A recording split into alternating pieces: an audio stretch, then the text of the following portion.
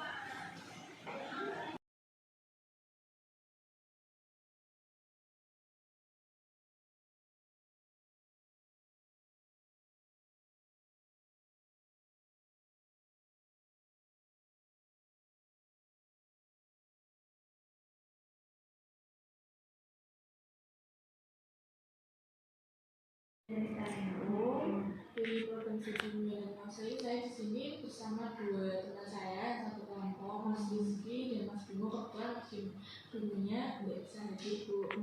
Nah, jadi di sini kami ada tugas kuliah mengenai mencari tahu atau mungkin belajar tentang salah satu profesi. Profesi yang kami pilih ini kebetulan kepala desa, Bu, dari Mas sendiri.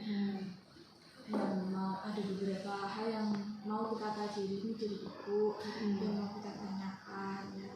Karena salah satunya alasan ibu itu kenapa mau gitu mengabdi di desa, ada mungkin di desa di Siwalan ini desa kelurahan. Kalau alasan kalau lurah di Semarang itu kan tidak berdasarkan pemilihan seperti Kades yang memilihan kepala desa. Kalau lurah di Semarang itu atas penunjukan Pak Wali Kota. Nah ini kenapa bisa ditunjuk, itu ada raportnya, ada beberapa kriteria yang sudah melengkapi yang bersangkutan. Yang pertama, apakah dia mampu menjabat lurah. Kemudian dari sisi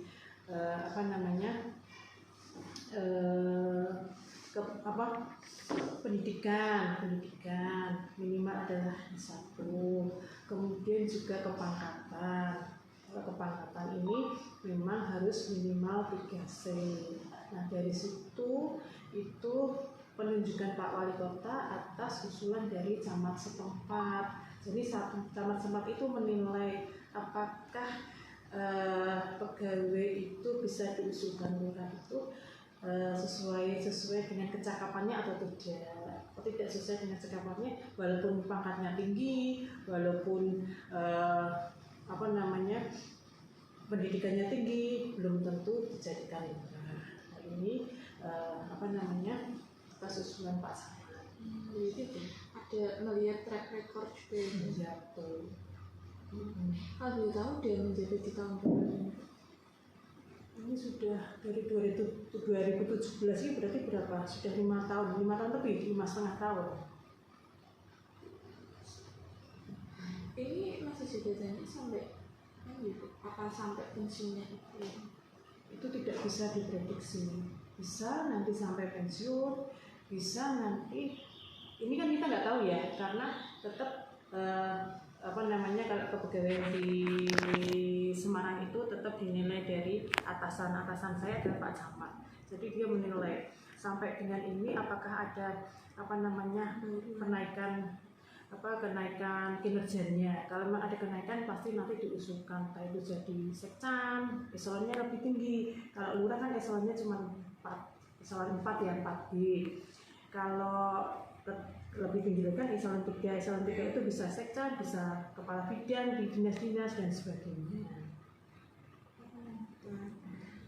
Itu kalau boleh tahu program kerja sendiri apa sih program kerja yang Kalau tugas lurah ini kan intinya memimpin, kemudian merencanakan, mengawasi, membina, mengevaluasi tugas-tugas di bidang pemerintahan, kesejahteraan sosial, kemudian pembangunan, kemudian pelayanan, juga ketentraman dan ketertiban.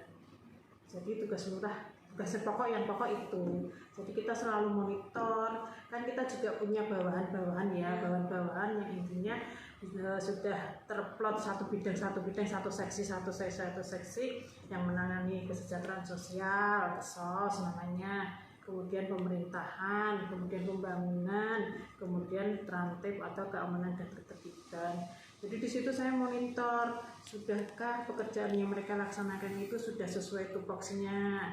Kalau tidak tepat waktu, misalkan membuat laporan, lurah wajib menegur.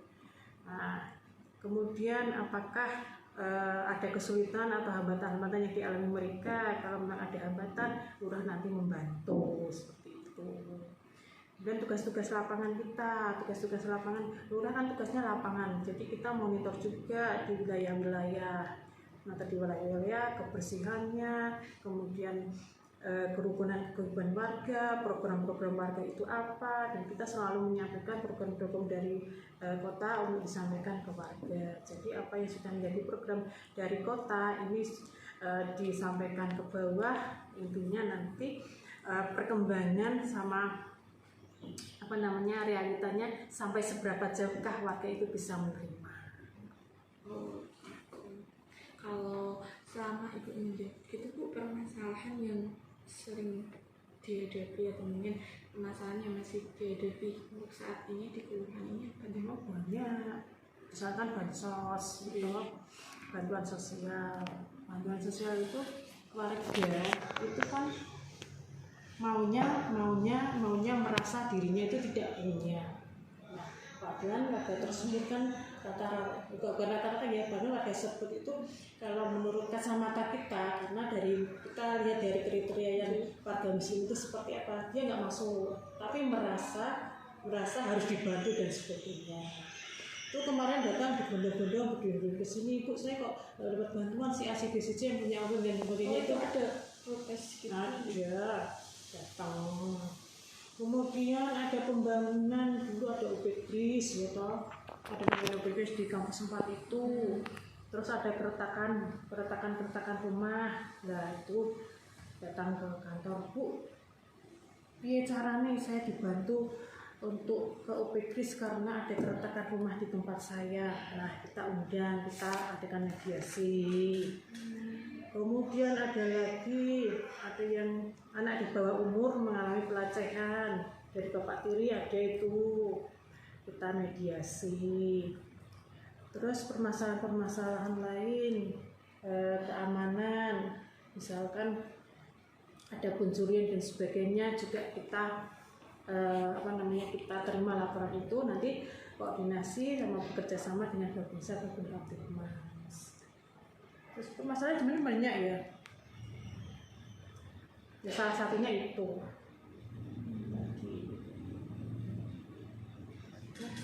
Dan permasalahan yang ada gitu untuk di kelurahan sendiri itu menindaklanjutinya